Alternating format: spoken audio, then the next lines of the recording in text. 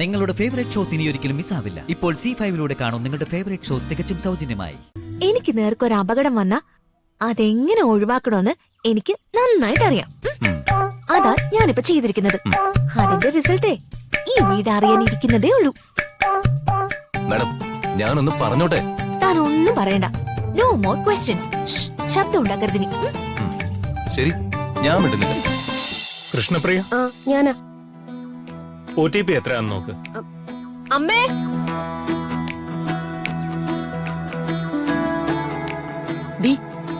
ആർക്കായി parcel? എനിക്ക് അമ്മേ ഓവനാ പുതിയ വീട്ടില് വെക്കാൻ. ഇതിന്റെ കാശോ? അതാ അമ്മ കൊടുക്കണം. അവൻ തന്ന പൈസ കയ്യിലിരിപ്പില്ലേ, അതിന്ന് എടുത്ത് കൊടുക്ക്. നീയാള് കൊള്ളാലോ. ഈ കാശേ വീടിന്റെ വാടക കൊടുക്കാനുള്ളതാ. ഇതിൽ നിന്ന് 1 രൂപ എടുക്കാൻ ഞാൻ സമ്മതിക്കില്ല. അല്ല, അപ്പൊ എന്റെ ഓവൻ അത് ബുക്ക് ചെയ്യുന്നതിന് മുമ്പ് ആലോചിക്കണായിരുന്നു. രാധമേ, വാടക പിരിക്കാൻ ഇറങ്ങിയതാ. ഒറ്റൊരാളും കൃത്യമായിട്ട് വാടക തരുന്നില്ല രാധമേ. എന്തോരം കാശ് മുടക്കിയാ ഓരോന്നും ഉണ്ടാക്കി വെച്ചിരിക്കുന്നെ. ബാങ്ക് പലിശയുടെ പകുതിയുടെ പകുതി പോലും വാടക ഇനത്തിൽ കിട്ടുന്നില്ല. എന്നാലും ചോദിച്ചാലേ ആളുകൾ വാടക തരൂ. കഷ്ടമല്ലേ അത്? അതെന്റെ രുക്കു പറഞ്ഞത് സത്യമാ.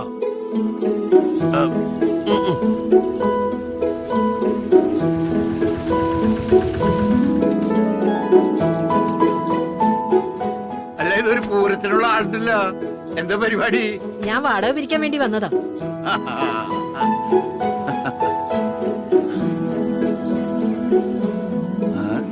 അല്ല, ഇയാളോ? എനിക്കുള്ള പാഴ്സലും കൊണ്ടുവന്നതാച്ചാ. അതെ, ക്യാഷ് കിട്ടിയിരുന്നെങ്കിൽ പോവായിരുന്നു. അമ്മേ, അതെങ്ങെടുത്ത് കൊടുക്കമ്മേ. വാടകയാ. ഇത് തരാൻ വേണ്ടി അങ്ങോട്ട് വരാൻ ഇറങ്ങായിരുന്നു. ഇങ്ങോട്ട് വന്ന സ്ഥിതിക്ക് ഇവിടെ വെച്ച് തരുന്നതല്ലേ മര്യാദ. ഓ, സന്തോഷം. മോളെ രമ്യേ, ദാ ഇത് പിടിക്ക്. ഞാൻ ബാക്കിയുള്ള റെന്റുകാരെയും കൂടെ കണ്ടിട്ട് വരാം. ശരി. അല്ല രുക്കു, ഞാനും വരുന്നത്. അവിടെ നില്ല്.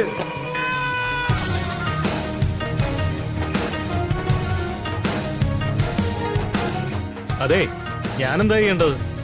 ഈ സാധനം തിരിച്ചു കൊണ്ടുപോട്ടെ? അമ്മയെ വിശ്വസിച്ചാ ഞാൻ ഇത് ഓർഡർ ചെയ്ത്. വെറുതെ ഒന്നും അല്ലല്ലോ. ഇങ്ങോട്ട് കാശ് തരാനുള്ളതുകൊണ്ടല്ലേ ഞാൻ ഇവിടെ നിൽക്കുന്നതും ഇങ്ങനെയൊക്കെ ചെയ്യുന്നതും. ബുദ്ധിമുട്ടാണെ പറഞ്ഞാ മതി. തരാനുള്ള സ്ത്രീധന തുകയുടെ ബാക്കി കാശ് തന്നാ ഞാനങ്ങ് പൊയ്ക്കോളാം. ഇല്ലഞ്ഞിട്ടല്ലേ മോളെ, മനഃപൂർവ്വമൊന്നല്ലല്ലോ. എപ്പോ നോക്കിയാലും ദാരിദ്ര്യം. എന്ന് തീരും ഈ നശിച്ച പഞ്ഞം പറച്ചില്.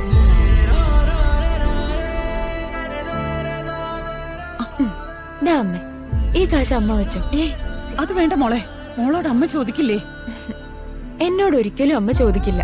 അതാലോചിച്ച് അമ്മ വിഷമിക്കണ്ട. അല്ല മോളെ, വാങ്ങിക്കോ അമ്മേ. എന്തായാലും രമ്യ നാളെ നമ്മുടെ വീട്ടിലേക്ക് തന്നെ വരാനുള്ള ആളല്ലേ. ഭാവിയിലെ അമ്മായിയമ്മയ്ക്ക് ഭാവിയിലെ മരുമോള് മുൻകൂറായി തരുന്ന സഹായമായിട്ട് കണക്കാക്കിയാ മതി. അല്ലേ രമ്യേ?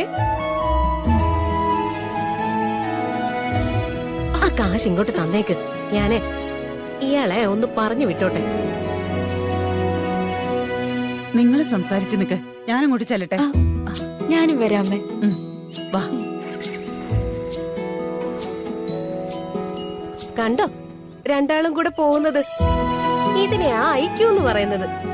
നിന്നോട് ആരാ പറഞ്ഞേ രമ്യ ഈ വീട്ടിലെ മരുമോളായിട്ട് വരാൻ പോണെന്ന്? അതാരെങ്കിലും പറയണോ? അവൾക്കേ രാജുവിനെ വലിയ ഇഷ്ടം. ഈ ഇഷ്ടം കല്യാണത്തിലല്ലേ അവസാനിക്കൂ? എടീ, ഞാൻ എന്റെ മകന് രാജു എന്ന് പേരിട്ടത് എന്തിനാണെന്ന് അറിയാമോ? അവനൊരു മഹാരാജാവൂന്ന് വിചാരിച്ചിട്ട് തന്നെയാ.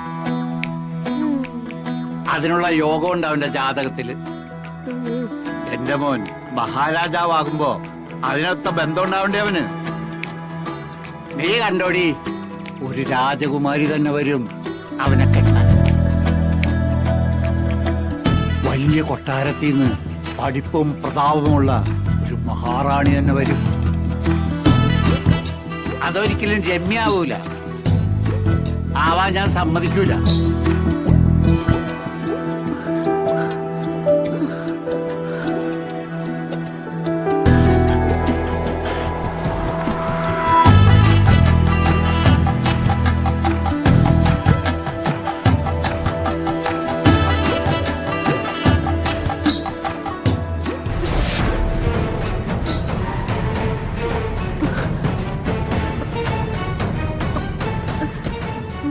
പ്രതാപവർമ്മയുടെ വീട്ടില് പെണ്ണ് കാണാൻ പോകുന്ന ആൾക്കാരല്ലേ? അതെ. പോവാതിരിക്കുന്നതാ നിങ്ങൾക്ക് നല്ലത്. ഒരു തരത്തിലും നിങ്ങൾക്ക് ചേർന്ന ബന്ധമേ അല്ലത്. എത്രയും വേഗം തിരിച്ചു പോകുന്നതാ നല്ലത്. പെൺകുട്ടിയുടെ സ്വഭാവം മോശമാണ്. അല്ല. ആ കുട്ടിക്ക് വേറെ ഏതെങ്കിലും പ്രേമമോ മറ്റോ ഉണ്ടോ? ഇല്ല. പിന്നെന്താ പ്രശ്നം? ആ കുട്ടി കൊള്ളില്ല. എന്തുകൊണ്ട് കൊള്ളില്ല? അതാ ഞങ്ങൾക്ക് അറിയേണ്ടത്. വ്യക്തമായ കാരണം കേൾക്കണം. അത് ഞങ്ങൾക്ക് ബോധ്യമാവണം. എങ്കിലേ കുട്ടി പറയുന്നത് ഞങ്ങൾ വിശ്വസിക്കൂ. ഞാൻ വെറുതെ പറയുന്നതല്ല. ആ കുട്ടി പഠിക്കാൻ വളരെ മോശം. ഫിസിക്സ് പരീക്ഷയുടെ അന്ന് കെമിസ്ട്രി പഠിച്ചോണ്ട് ചെല്ലും. അത്രേ ഉള്ളൂ. പഠിത്തം ഞങ്ങൾ സീരിയസ് ആയിട്ട് എടുക്കുന്നില്ല. ഞങ്ങൾ ആ കുട്ടിയെ ജോലിക്കൊന്നും വിടാൻ ഉദ്ദേശിക്കുന്നില്ല. പിന്നെന്തിനാ പഠിത്തം? പഠിത്തം മാത്രല്ല, അവള് രാവിലെ എണീക്കയില്ല. 12 മണിയാവും എണീക്കാൻ. അപ്പോഴേ തല പൊക്കും. വീട്ടിലെ ജോലികളാണെങ്കിൽ ഒന്നും ചെയ്യില്ല. ഈ കുലസ്ത്രീ എന്ന് പറയാറില്ലേ, അതിന് പറ്റിയ ഒരു യോഗ്യത അവൾക്കില്ല. ഇതൊക്കെ പറയാ നീ ആരാ? നിനക്കെങ്ങനെ അറിയാം അവളെ കുറിച്ചുള്ള കാര്യങ്ങൾ?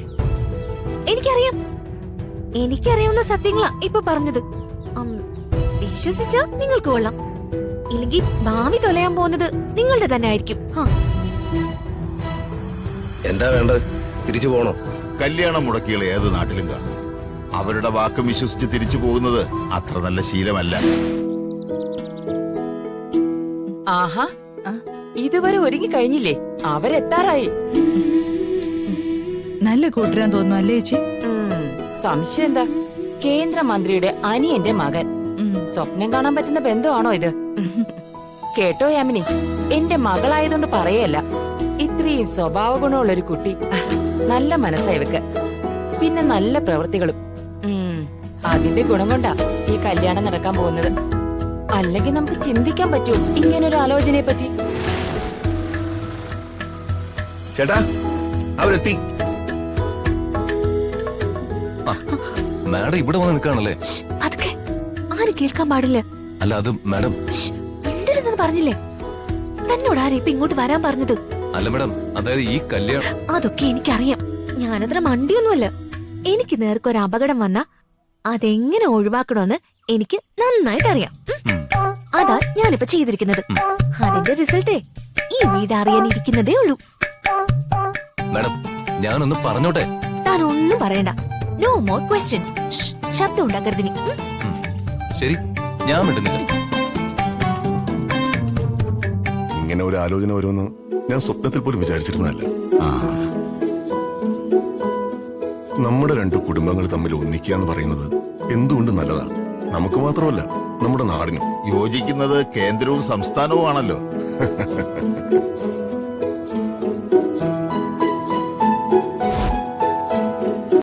ഡൗൺലോഡ് ചെയ്യൂ C5 ആപ്പ്. കാണൂ എല്ലാ എപ്പിസോഡുകളും സൗജന്യമായി.